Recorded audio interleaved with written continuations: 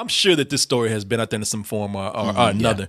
And like I said, man, speaking because if Marvel was able to make this into a movie, that's what that pill would be. It would be the X-Men pill or something. If this was in real life, our real life, if we saw a dude out in the middle of the street pick up a car and chunk that shit, dude's been on the side, shit, he on that X-Men's. Right. That's true. He on that shit, them X-Man pills. They on the X-Men's.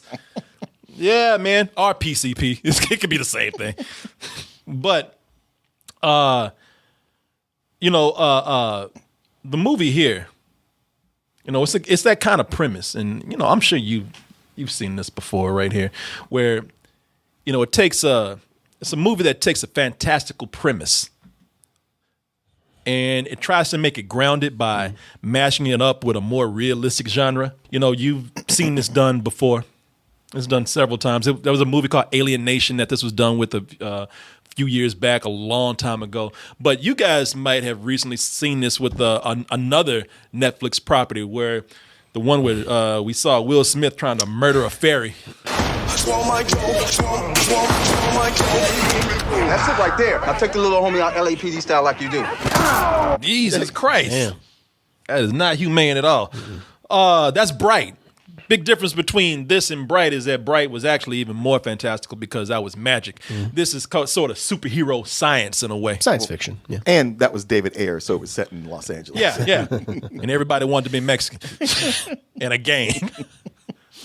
But, the problem with that approach, when we see this, at least that I've seen in some of it's not always that case. I don't have any examples of where it was done, amazingly, but I know for the movies that I have seen where they didn't work out that well, or where they were kind of flawed, is where they really get by mashing up something that's heavy science fiction with the real world.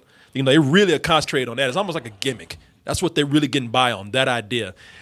And usually they are so stuck on that idea right there that they're not really putting into the potential of the cop street story. What happens with that is that the cop street action story is usually kind of lacking.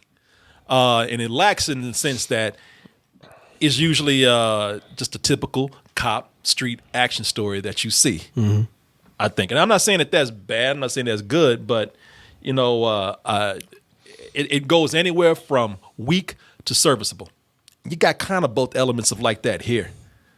I'll start out with one big thing that bothered me here, and you guys please tell me what you feel about this. In this case, it was the villains. The villains are weak.